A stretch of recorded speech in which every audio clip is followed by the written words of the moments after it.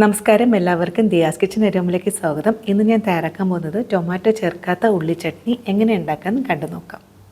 ചട്നിക്ക് മെയിനായിട്ട് ആവശ്യമുള്ള കാര്യങ്ങൾ എന്തൊക്കെയാണെന്ന് നോക്കാം. വെളുത്തുള്ളി, പൊട്ടുകടല, ചെറിയ ഉള്ളി 8 മുതൽ 10 ചെറിയുള്ളി എടുത്തിട്ടുണ്ട്. 2 ഇടത്തരം സവാള ഇതുപോലെ നീളത്തിൽ കട്ട് ചെയ്തെടുക്കണം. ചെറിയ അളവിൽ വാളൻപുളി, ഇതിൽ നമ്മൾ ടൊമാറ്റോ ചേർക്കുന്നില്ല, അതുകൊണ്ടാണ് പുളി ചേർക്കുന്നത്. എരിവിന് വേണ്ടിയിട്ട് 5 എരിവുള്ള വറ്റൽമുളകും 2 കാശ്മീരി മുളകുമാണ് എടുത്തേക്കുന്നത്. ഇത് കൂടാതെ തന്നെ മല്ലിയില, കരിവേപ്പില, ഇത്രയാണ് മെയിനായിട്ട് ആവശ്യമുള്ള കാര്യങ്ങൾ. ഇനി നമുക്ക് ചട്നി തയ്യാറാക്കാം. ഫ്ലെയിം ഒന്ന് മീഡിയത്തിലാക്കിയതിന് ശേഷം ഒരു കടായി വയ്ക്കാം. ഇതിലോട്ട് 1.5 ടീസ്പൂൺ വെളിച്ചെണ്ണ ഒഴിച്ചിട്ടുണ്ട്. ചെറുതായിട്ടൊന്ന് കോൾഡ് പിടിച്ചിട്ടുണ്ട് കേട്ടോ, അതുകൊണ്ടാണ് സൗണ്ട് കുറച്ചൊരു പ്രോബ്ലമാണ്. ബുദ്ധിമുട്ടുണ്ടാവില്ല എന്ന് വിചാരിക്കുന്നു. ആദ്യം തന്നെ നമുക്ക് കുറച്ച് ചെറിയുള്ളി ചേർക്കാം. 8 മുതൽ 10 ചെറിയുള്ളിയാണ് ചേർക്കുന്നത്. കൂടെ തന്നെ വെളുത്തുള്ളി ചേർക്കുക. നമ്മൾ എത്രയാണോ ചെറിയുള്ളി എടുക്കുന്നത് ആ സെയിം അളവിൽ തന്നെ വെളുത്തുള്ളിയും ചേർക്കുക. ചെറിയ വെളുത്തുള്ളി ആണെന്നുണ്ടെങ്കിൽ ഒരു 15 ചെറിയുള്ളി വരെ എടുക്കാം. ഇനി ഈ രണ്ടും നന്നായിട്ടൊന്ന് വഴറ്റിയെടുക്കുക. അതായത് ചെറിയൊരു കളർ മാറി വരുന്നവരെ വഴറ്റിയെടുക്കാം. ഉള്ളിയും വെളുത്തുള്ളിയും വഴറ്റിയെടുക്കുന്ന സമയത്ത് ഞാൻ ചെറിയൊരു ടിപ്പ് പറഞ്ഞുതരാം കേട്ടോ.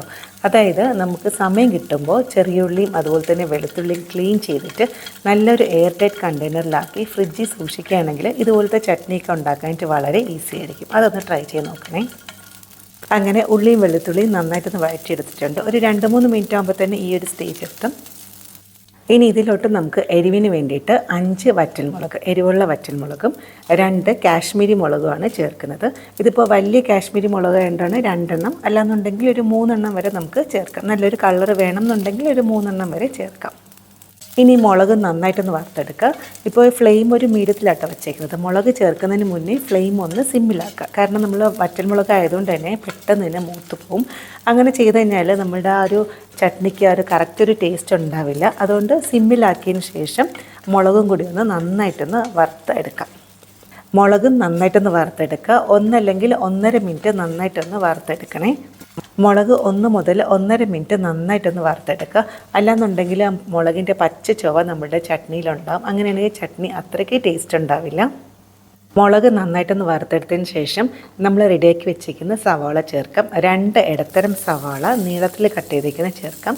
ഒത്തിരി നൈസായിട്ട് കട്ട് ചെയ്യേണ്ട ആവശ്യമൊന്നുമില്ല, ജസ്റ്റ് റഫായിട്ട് കട്ട് ചെയ്താലും മതിയാവും. സവാള ചെറുതായിട്ടൊന്ന് വഴറ്റിയെടുക്കുക. ഒത്തിരി ബ്രൗൺ കളർ ആകേണ്ട ആവശ്യമില്ല, ചെറുതായിട്ടൊന്ന് സോഫ്റ്റായിട്ട് കിട്ടിയാൽ മതിയാവും. ഈ സമയം ഇതിനാവശ്യമായിട്ടുള്ള ഉപ്പും കൂടി ചേർക്കുക. ഇത് വളരെ എളുപ്പത്തിൽ തയ്യാറാക്കാൻ പറ്റുന്ന ചട്നിയാണ്, സ്പൈസി ആയിട്ടുള്ള ചട്നി കേട്ടോ. അതായത് ഇപ്പോൾ ഇതിൽ ഇത്ര എരിവ് വേണ്ടെന്നുണ്ടെങ്കിൽ നമ്മൾ 5 വറ്റൽമുളക്, എരിവുള്ള വറ്റൽമുളക് 5 എണ്ണം ചേർത്തില്ലേ, അതിന് പകരം ഒരു 3 എണ്ണം ചേർത്താലും മതിയാവും. ഉള്ളി ഏതാണ്ടായിട്ടുണ്ട്. ഇനി ഇതിലോട്ട് കുറച്ച് കരിവേപ്പില, 2 ടേബിൾ സ്പൂൺ പൊട്ടുകടല. ഇത് 1 മിനിറ്റ് നന്നായിട്ടൊന്ന് വഴറ്റിയെടുക്കുക. ഫ്ലെയിം ഒരു ലോ ടു മീഡിയത്തിൽ വെച്ചാൽ മതിയാവും. ഇതുപോലെ നമ്മൾ ചട്നി തയ്യാറാക്കുമ്പോൾ ഇതിൽ അടുത്തായിട്ട് നമ്മൾ ടൊമാറ്റോ അല്ലേ ചേർക്കാറ്. പക്ഷേ ഈ ഒരു ചട്നിക്ക് ഇന്ന് ടൊമാറ്റോ അല്ല ചേർക്കുന്നത്, പകരം വാളൻപുളിയാണ് ചേർക്കുന്നത്.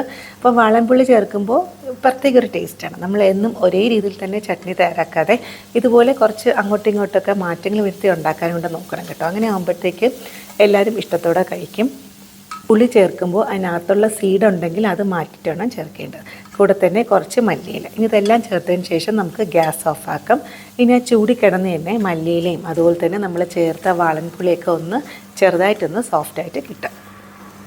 ഇന്നിപ്പോൾ ഗ്യാസ് ഓഫാക്കിയിട്ടുണ്ട്. ഗ്യാസ് ഓഫാക്കിയാലും ഒരു സെക്കൻഡ് ജസ്റ്റ് ഒന്നിങ്ങനെ മിക്സാക്കി കൊടുക്കുക.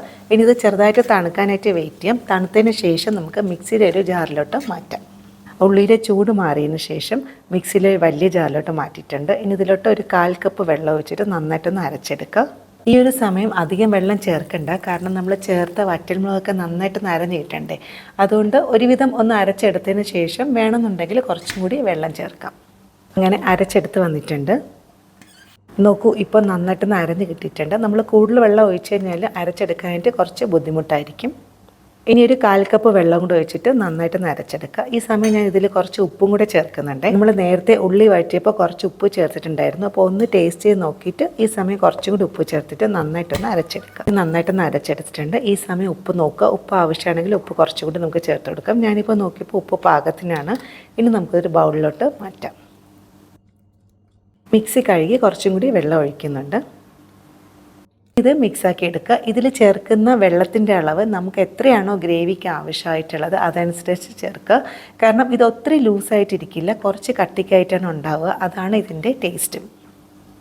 അങ്ങനെ നമ്മുടെ ചട്നി ഏതാണ്ടായിട്ടുണ്ട്. ഇനി ലാസ്റ്റ് നമുക്ക് താളിച്ചും കൂടി ചേർക്കാം. അതിനായി ഒരു പാനിലോട്ട് കുറച്ച് വെളിച്ചെണ്ണ ഒഴിച്ചിട്ടുണ്ട്. വെളിച്ചെണ്ണ നന്നായിട്ട് ചൂടായതിന് ശേഷം കടുക്, ഉഴുന്ന പരിപ്പ്, വറ്റൽമുളക്, 3 ചെറിയ ഉള്ളി ചെറുതായിട്ട് കട്ട് ചെയ്തേക്കുന്നതും കൂടി ചേർക്കുക, കരിവേപ്പില. ഇനി ഇതെല്ലാം കൂടി നന്നായിട്ടൊന്ന് മൂപ്പിച്ചെടുക്കുക. ഇപ്പോൾ തന്നെ നല്ലൊരു മണം വരുന്നുണ്ട്. അങ്ങനെ നമ്മുടെ വറവ് റെഡി ആയിട്ടുണ്ട്. ഇനി നമുക്ക് റെഡിയാക്കി വെച്ചിരിക്കുന്ന ചട്നിയിലോട്ട് ഇതൊന്ന് ഒഴിച്ചു കൊടുക്കുക. ഇതും കൂടി ചേർക്കുമ്പോൾ നമ്മുടെ ചട്നി കംപ്ലീറ്റ് ആകത്തുള്ളൂ. താളിച്ചുകൊണ്ട് ചേർത്തതിന് ശേഷം നന്നായിട്ടൊന്ന് മിക്സാക്കി എടുക്കുക. അങ്ങനെ നമ്മുടെ സ്വാദേറിയ ഉള്ളി ചട്നി റെഡിയായി കിട്ടിയിട്ടുണ്ട്. ഇത് ഇഡ്ഡലി, ദോശ, പിന്നെന്താ ബോണ്ട, വട, ഇതിൻ്റെ കൂടെയൊക്കെ ബെസ്റ്റ് കോമ്പിനേഷനാണ്. ഇത് കുറച്ച് സ്പൈസി ആയിട്ടുള്ളത് കൊണ്ട് തന്നെ ഈ വക കാര്യത്തിനോടെയൊക്കെ നല്ലൊരു കോമ്പിനേഷനാണ്. തീർച്ചയായും ട്രൈ ചെയ്ത് നോക്കുക. ഞാൻ ഇന്ന് ഇഡ്ഡലിയുടെ കൂടെയാണ് ഈ ഒരു ചട്നി സെർവ് ചെയ്യുന്നത്. ഇഡ്ഡലിയുടെ കൂടെ നല്ലൊരു കോമ്പിനേഷനാണ്. ചട്നിയുടെ കൺസിസ്റ്റൻസി ഇതാണ്, ഒത്തിരി ലൂസായിരിക്കില്ല, ഈ ഒരു കൺസിസ്റ്റൻസിയാണ് ആയിരിക്കുക. ഒന്ന് ടേസ്റ്റ് നോക്കട്ടെ. നല്ലൊരു ചട്നി ആട്ടോ, എനിക്ക് നന്നായിട്ട് ഇഷ്ടപ്പെട്ടു. ശരിക്കും ഇഡ്ഡലിക്കും ദോശയ്ക്കും കുറച്ച് എരിവോട് കൂട്ടുള്ള ചട്നിയാണ് എപ്പോഴും നല്ലത്. ഓരോരുത്തർക്കും ഓരോ ഇഷ്ടങ്ങളാണ്. ഈ ഒരു റെസിപ്പി ഇഷ്ടപ്പെട്ടാണെന്ന് വിചാരിക്കുന്നു. അതുപോലെ തന്നെ സൗണ്ട് മാക്സിമം നന്നാക്കാനായിട്ട് ശ്രമിച്ചിട്ടുണ്ട്. അപ്പോൾ റെസിപ്പി ഇഷ്ടപ്പെട്ടാൽ ഫ്രണ്ട്സ്, ഫാമിലിയായിട്ടൊക്കെ ഒന്ന് ഷെയറും ലൈക്കും അതുപോലെ തന്നെ സബ്സ്ക്രൈബും ചെയ്ത് സപ്പോർട്ട് ചെയ്യണേ. ഇതുപോലെ വേറെ റെസിപ്പി ആയിട്ട് കാണാം. താങ്ക്